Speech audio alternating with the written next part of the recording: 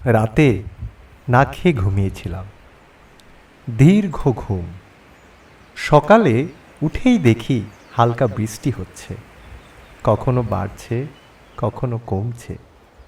সেদিকে নজর না দিয়ে কিছু খেতে হবে এই চিন্তা শুরু করলাম। রান্নাঘরে যেয়ে দেখি ব্যবস্থা আছে। গরম করে সিরিজ ছেড়ে দিয়ে শুরু করলাম। তখন মনে হলো এই বৃষ্টিতে ভেজা যায়। একটু ভেবেই সিদ্ধান্ত নিলাম বের হব, আজ তো ছুটি। কিন্তু যখন বের হব তখন বৃষ্টি নেই বললেই চলে। তবুও বের হতে ইচ্ছা হলো। খুব ইচ্ছা হচ্ছিল মোবাইল সঙ্গে না নেওয়ার, তাই করলাম। মানি ব্যাগও না, নিলাম শুধু রুমাল ও চাবি। তখন যে বৃষ্টি হচ্ছিল না বললেই চলে, তবুও বের হয়ে ভালোই লাগছিল। ঠান্ডা ঠান্ডা বাতাস হচ্ছিল। প্রতিদিন ব্যস্তভাবে যে রাস্তা দিয়ে যাই সে রাস্তা দিয়েই গেলাম। আজ সবাই ব্যস্ত, আমি ছাড়া। এই সময় একটু বৃষ্টি শুরু হলো। দেখি একটি কাঁঠাল গাছে একটি কাঁঠাল ঝুলছে। একটি গাছে একটি কাঁঠালের এই ভেজা দৃশ্য দেখে মনে হলো সুন্দর একখান ছবি হতো। ক্যাপশনে লেখা যেত, একাকিত্বের একরাশ অশ্রুসিক্ত দিন। মূল রাস্তার কাছে যেতেই দেখি সবাই বাসে উঠতে ব্যস্ত। যে বাসগুলো যাচ্ছে সেগুলোর প্রায় সবই মানুষে ঠাসা, দরজায় ঝুলছে।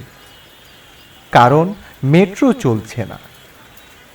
বেশিরভাগই রাস্তার পাশে দাঁড়িয়ে বাসের অপেক্ষায়। একটু আনন্দই পেলাম। আজ আমার ছুটি না থাকলে আমাকেও ভোগান্তি পোহাতে হতো।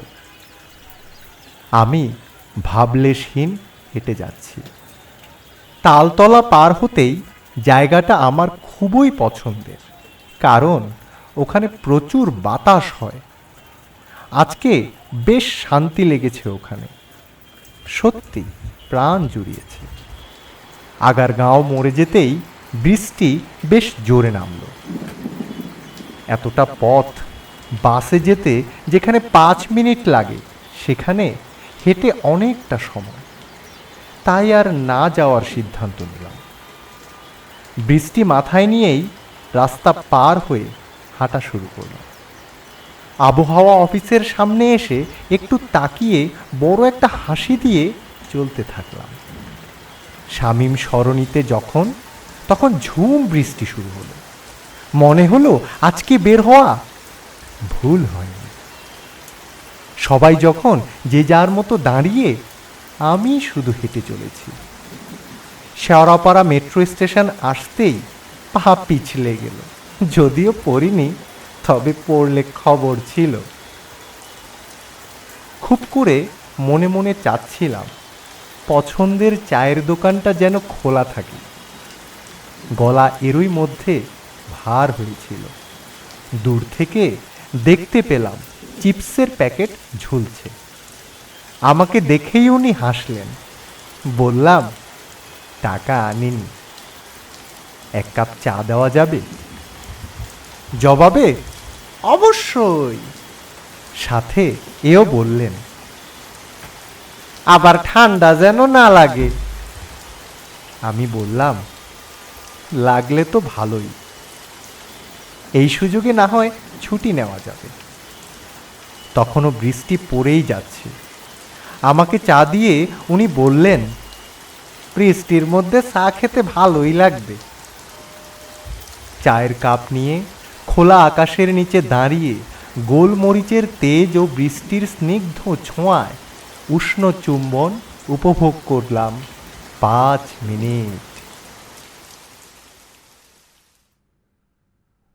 এতক্ষণ আপনারা শুনলেন রুমাল ও চাবির গল্প।